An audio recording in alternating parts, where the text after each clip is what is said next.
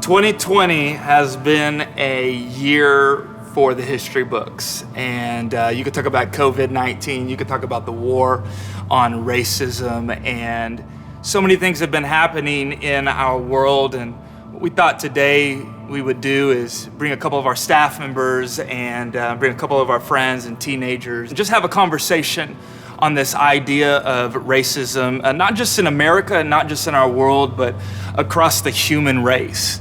And I couldn't help but to think about Amos 5:21-24, and it says this. It says, "I can't stand your religious meetings." This is Jesus talking.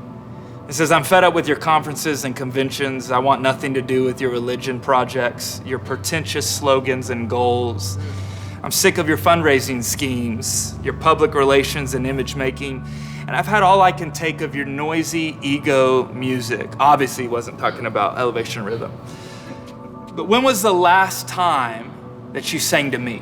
Wow. This is what I love right here. It says this. "Do you know what I want? I want justice, oceans of it. I want fairness, rivers of it.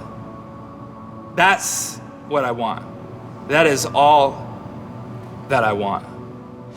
You know, the farther that you are away from a problem, the simpler the solution appears to be. And the closer you get to a problem, the more complex it begins to become because you're really faced with the facts before you. How can some of you maybe bring us closer emotionally to your reality so we can better understand what we're seeing in our world right now? It's a deep question, Tim. Can you tell how everyone was just like, I think I'll start here. These conversations always feel like they're the hardest to have because race isn't just a part of history that people look at. It's a part of an identity crisis that people face with every single day. And so when you bring up the subject of racism, already people have a stance that they maybe have been taught. Maybe it's a stance that they have a lens that they've always looked through. And so that's why I think you sense a little bit of that hesitation because people are like, okay, how do I begin to talk about this without offending people? And when you're starting off with that mindset, you already like know that you're facing a ton of resistance because people already think they know better or have better. And so I want to let everyone know, like, this is just our experience. We're not saying that we've got the correct answers or that our experience is everyone else's experience. Not all white people have the same experience. Not all black people have the same experience. I'm sure Will and I have a completely different experience because he's a lot bigger than I am. Let's just put it all out there.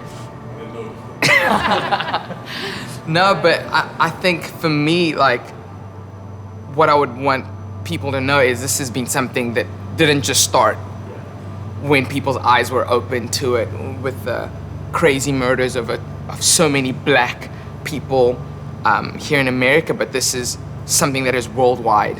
It's something that a lot of people have spent their whole lives dealing with. Right. And so my plea is during this conversation for everyone to hopefully see that this is an issue that's not going to be solved over one conversation, but hopefully we can shed some light on our personal experiences and the things that we've been through. And so I'll probably just start off there. I don't want to take a lot of time, because I can see Lou is definitely agreeing with me. I do agree. You used the word reality, and I think so many black people have not always known how to take that word in, because not a lot of white people talk about racism as a reality. So it feels like we've been trying to talk about racism without necessarily talking about race. And it's really hard to talk about racism when a lot of us feel like talk about racism when a lot of us feel like people don't think that it's a reality. Yeah. And so if we all believe that we share one common experience, then we've missed the point. There's simple things that I just cannot do. I don't go running. It doesn't matter what time of day. I go into my car and I'll never put my purse at the bottom of the car. I'll always put it next to me so that if I get stopped for whatever reason, it's a quick grab of the license. I have things that I've planned to say if anybody ever stops me. But what people don't understand is that America is 72% white and 12% black.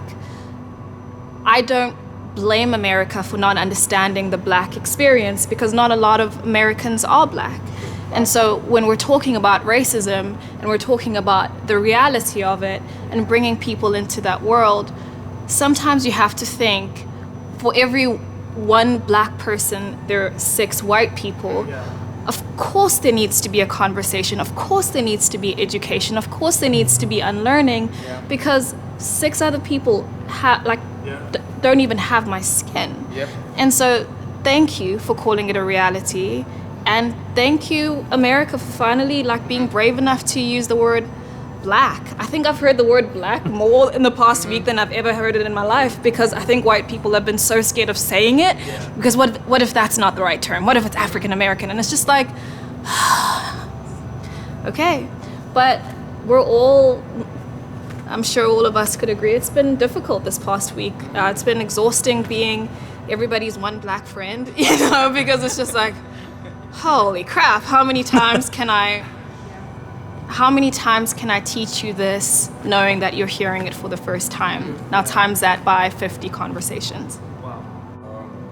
I think you said reality, you kind of get given examples and stuff like that. Just Saturday night, I was at my friend's house and my sister called me. She's 14 and it's 12 o'clock. She's like, Cam, where are you at? And I was like, I'm at my friend's house, I'm okay. And she starts to bust out crying. She's like, Cam, why aren't you home yet? Where are you at? And in that moment, I started crying, because I was like, she's 14 and Cam, you're not home yet. It's the next day and you're not home. You have to drive home. What's gonna happen on that way home? So that's kind of, you said reality, Tim, that's kind of reality that I feel, because whenever my mom, she'll say, hey Cam, when you walk out this house, you are not as equal as everybody else. So you have to carry yourself with respect, how you talk, how you approach yourself, what you wear, not sagging your pants. People think you are, so you have to come off different, because that's what your reality is. So I feel when you said reality, that's a great word, because when you walk out the house, that's kind of something you have to think about. Who we're in the car with. My dad's like, hey, watch who you're in the car with, because if you're in the car with someone, they talk a lot, they'll get you in trouble, even though you're not the person that did it, because you're in there and you're a Black young man and someone else is talking and they're being immature about it, that can get you in trouble. So I think the heaviness of the reality is that what we are beginning to discuss over the last couple weeks is honestly the tip of the iceberg of what the true depth of what the reality is to be a Black man in America, specifically a large Black man, right? And so one of the best way that I can try to articulate it for people who are trying to gain an understanding is how many decisions you make about me before I ever open up my mouth and say a single word is the reality, is the heaviness. That you've already decided how smart I am, you've already decided how much money I make, you've already decided what kind of personality I have just by looking at me. And that isn't a thing that anyone else really has to deal with at the same magnitude that I have to deal with. The amount of times we've gone to parent-teacher conferences and they ask me, what do you do for a living? I say, I'm a youth pastor at Elevation Church. And people are being genuine, but flabbergasted of you pastor church? What? And what is an innocent ignorance is harmful and is hurtful. That when you think pastor, you don't think me, right? I'm way closer to criminal, right? I'm way closer to danger. I'm way closer to some of the more negative terms that you have already associated in your mind. And so it sometimes is not just the blatant heaviness that comes along with the reality of what it is to be a Black man, but it's the smaller backhanded compliments of oh my, you are so well spoken. Of what would you expect me to talk like? I had somebody recently tell me, you know what, you are actually such a great father. I was like, well, thanks. I try, But really what they're saying is exposing what your preconceived notion of who I was, your preconceived notion of the father that I was. I think the exhaustion comes in, like you're saying, Lou, of if it's 6 white people for every one of me, I gotta have this conversation 6 times, right? And in most conversations, it's man, I had no idea, right? And I appreciate that, but it don't help me. And I don't feel better now that you said that, right? That has not improved my experience 1 ounce being here. But I think it's I'm wrestling in this tension too of like the reality of my experience is now all of a sudden what's even heavier than my reality of a black man in America is now this responsibility that I got to wake up the white people around me. And now it's my responsibility to make sure you're woke so that you understand. And in that process, what I oftentimes have to do is recount and relive several traumatic experiences that I've had to help you trip over the truth so that there is no room for you to doubt what your white privilege may or may not be, that it does or does not exist, and that I don't have that same experience in the country we both live in. Yeah. I grew up in the middle of nowhere in South Georgia, so things weren't always the best racially, of like being taught how to interact with other people, and you were saying how you have to think through what have you already decided about me, like already. And there was so much that I heard as a kid growing up that goes back to what you were talking about unlearning behavior and unlearning mindsets. And it was subtle things is how it would start. And the big thing I remember that I heard the most often was, you need to be this was the Christian covering for it. You need to be nice to everybody, but you don't have to be friends with everybody. And then it was little things like that people would introduce to you, and then there would be other separations, like we had teachers that wouldn't call Dr. King doctor. They wouldn't even call him reverend. It was just Martin Luther King. And that was it. They wouldn't give that respect. And in Black History Month, we heard often, a lot of white people did great things too. Like, it would immediately try to take away and strip away, like in the most subtle ways. Right. And like growing up, it could be so easy not to realize that people are teaching you to see people differently, and like you're taking these behaviors in. And I was really lucky with my parents that anytime we had questions about differences of any kind of people, any group of people, they would always say, you have to treat everybody like Jesus. Like, that's the bottom line. And I'm kind of hoping that's a reality shift that could come from this conversation. To go back to that, it's like people can influence you, but like you have the power over the judgments and what you take from those conversations and how you treat people, and like the behaviors that you've learned and the prejudgments that you make and that kind of thing. So that's really what I would hope people could take from this. You spoke a little bit to it, but do you feel like, maybe Cyrus, Destiny, you feel like that you're too young to lead when it comes to this war on racism? I never say we're too young to lead.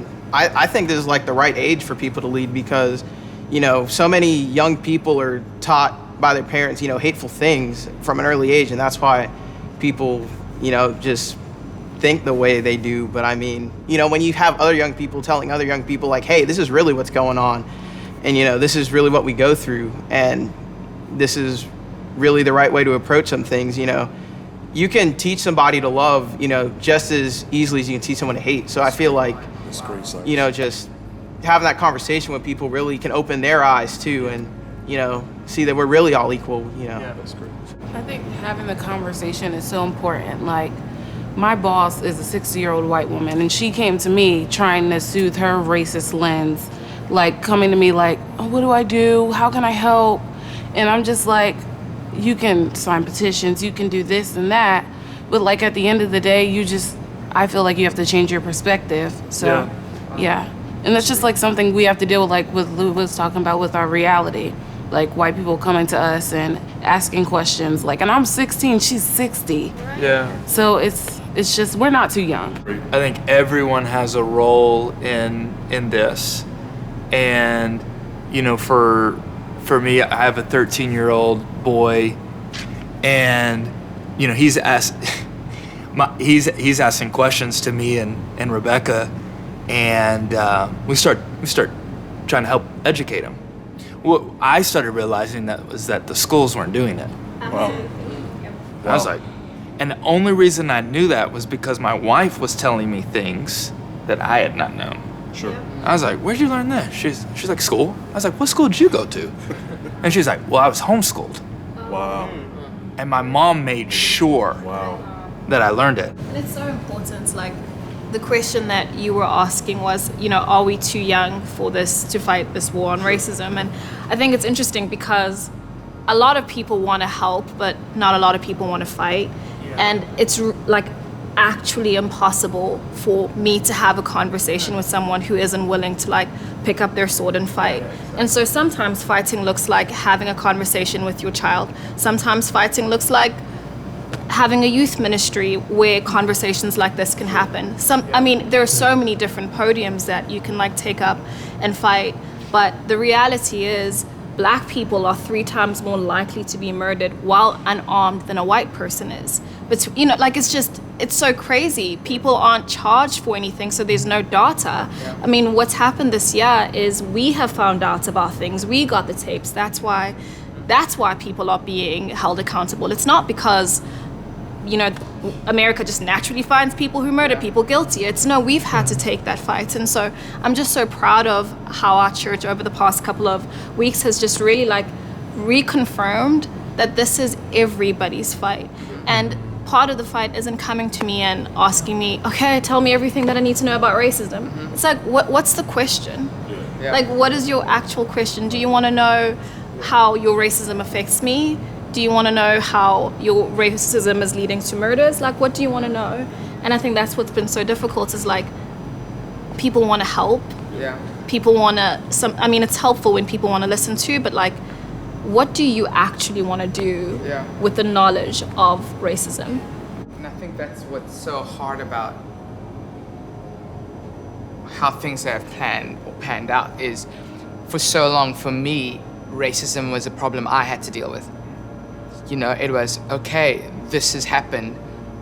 How do I choose to respond to it, And I'll be completely honest, is I've had to find ways to make the person being racist be okay. And now for the first time, we're put in a position now, people are asking, how do I make this my problem? And I'm like, I don't know. I spent the last 30 years making sure that I was able to handle my problem. Right. But now that the world is seeing this and now that your eyes are being opened, now you're asking me, well, what's my role? And I'm like, bro, it's taken me 30 years to get my degree in how to handle racism. I don't even know where to begin to help you because it's just a completely different conversation. And so you're right. And I think this is why I don't think that young people are too young to fight it, because y'all are having the conversations right now. Y'all are standing up for everything that people are saying, that everything that you're seeing, and you've been given the tapes, you have the receipts. Then now you have the language to say, hey, this is happening, this is wrong. When I was growing up, I think I found it hard to say that because I was trying to see myself as equal. I hope that young people can feel like, hey, like, we can stop this. Like, we have the ability, the light is being, like, it's been turned on and no one can deny it. Yeah. And now we're all in this together, white people, young people, old people. And so it's weird to say because I don't want to say it, but I get excited knowing that like, this is the generation that can do it. Because I think we were just a little bit afraid to, because we're still trying to get to the place where we could see ourselves as equal to the people who are oppressing us. You know what I mean? Absolutely. I mean, that's why we do what we do. Yeah. Right. That's why, a lot of us staff members where we're like, we might feel despair and we might feel like, gosh, is there any hope? But we're not going to quit. We're not going to quit on this thing. And when you talk to teenagers right now, especially within our youth ministry, it always is exciting, and it is weird to say that word when talking about this, but it is very exciting because you can see a resilience. You can see almost a joy of like, no, we're going to turn this thing around.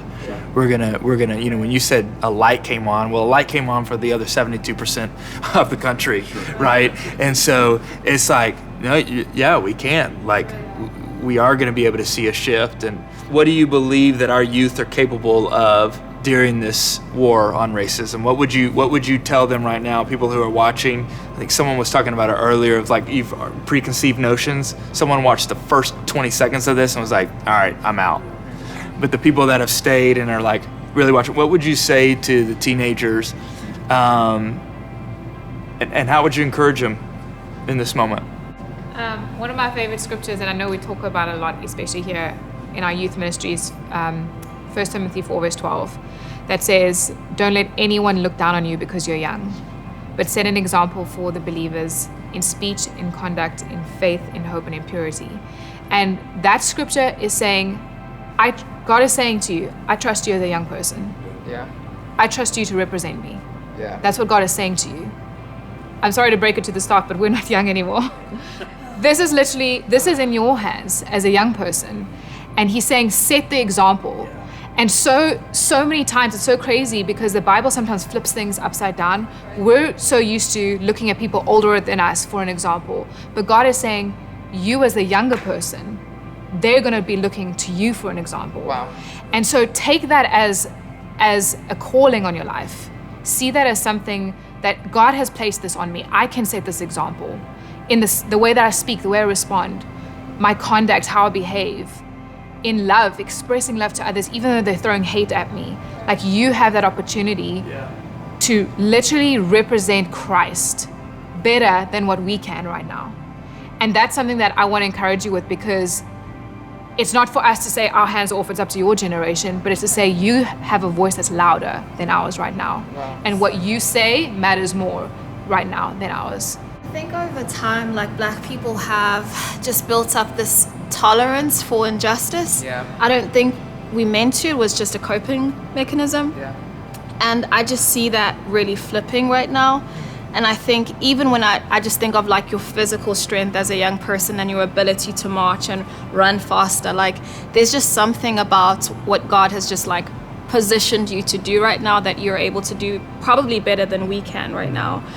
Also, you have way more life than I do ahead of you to truly experience living in an America where people are free and people are equal and people are seen as being able to have a seat at the table. And right now we're having to call people out on stuff that we've tolerated before. And maybe there's some people right now, maybe your white friends, who are just like, yeah, but you've always been okay with that joke, like what's up now? And it's like, I'm sorry, I was letting myself down when I did that. Yeah. Wow. But we're changing it now. Like I'm standing up for something. And so you guys have that opportunity. We don't have to keep telling the same story, because again, like how many more people do we have to see lying on the side of the road because of racial injustice? And I just think the voices that you guys have are just so powerful, like because of social media and because of you guys sharing and because of you guys being in schools and being on Zoom calls and whatever it is, whatever your platform is, it's just been, this has happened. We've been aware because of young people saying something. And God is going to continue using your destiny to keep impacting people who are way older than you. And you're going to constantly feel like, why, Lord, would you use me? And God is literally saying, why not? You work in the same place. She's listening to you right now. Her heart is so open. Pour something out. I would like to encourage especially white kids to have courage, because there is a light being shown on what's happening right now. Like, it can't be denied. And if you're denying it, it's a much deeper issue. So you got to have conversations like this, like at dinner table conversations at home, people at your church, people that'll say the things that seem so subtle. Like, if you can have courage and have those conversations in this day and age, then maybe that keeps a 60-year-old white woman from having to ask you, what is this? Is this real? You know, like, you have a part to play. Right, that's good. And the world is watching. There's no excuse. So you got to have courage. It's going to be uncomfortable, but that's what you got to do. I love that. And it's like, don't be afraid to say something. Yeah. Especially because of the world that we live in. I mean, I remember growing up, people always used to say, haters are going to hate, you know? And I think you need to realize that whether you say something or not, someone's gonna have an issue with it. And so don't let the fear of what people are gonna say to you or say about you silence you from speaking up on what you believe is the right thing to do. So my plea and my prayer is this, that like you will recognize that you have a voice and you will not keep quiet. That you will continue to stand up in your circles, in your communities, in your friendship groups, in your family, in your homes. I've been seeing a ton of videos on social media where there's teenagers yelling at their parents saying, Mom, Dad, like, can you not hear what you're saying? And sometimes it takes you breaking their heart open to see, man, what have I been harboring inside me? And so it is gonna be tough, it's gonna be difficult, but we're here for you and we believe in you. And we know that you can do this. Like Gina said, it's not that we're gonna keep our hands off of it, but your voices carry so much more weight. You have the authority and the opportunity to turn things around, and we're here for you and we believe in you. Use your voice. I think if there's anything I'm saying to teenagers right now is this is more true than it's ever been. You really do have the ability, it's right in your hands to change the world. I was having a conversation with my 6-year-old the other day. He was complaining because I made him put his iPad down and go outside. And I was like, man, when I was growing up, we didn't even have Wi-Fi. And I might as well have been speaking a different language. He was like, you have Wi-Fi, right? I want him to sit in a history class in 8th grade and learn about slavery and racism and have the exact same reaction. I want him to go, wait, what? I want him to have the exact same visceral disbelief that I can't believe the world used to be that way. And it's because of the impact that you guys are uniquely positioned to have on the world right now today. You do not have to wait another second. You have that ability right now. Yeah. Hey, thank you guys so much for just being able to take the time and help educate. And I know I came in to ask questions, and I feel like I learned a lot from every single one of you, and it just means the world. You know, right now we're talking a lot about how your voice matters and that it's a value and it can make a huge difference. I'll let you know this, one of the biggest things that you can do right now is just take this video and share it. You share it and get it all over and get it with your friends. Put it in that Twitter, put it in that Facebook post. I don't even know if you use Facebook, but put it in that, big mass thread, group thread, and let your friends know about this stuff, and let this be a conversation starter. I know it can be really hard to start that conversation, but maybe just a link that could literally shift a perspective would be exactly what they need. And so hopefully this is beneficial for you, and hopefully it continues the conversation. Again, we're not naive enough to lead a youth ministry to say one conversation is gonna change it all. It's a lifestyle, and we wanna continue to do this, and we hope you continue to follow us and watch all the videos that come up next. We love you, we appreciate you. Prayers up, rhythm high. Big love. Big love.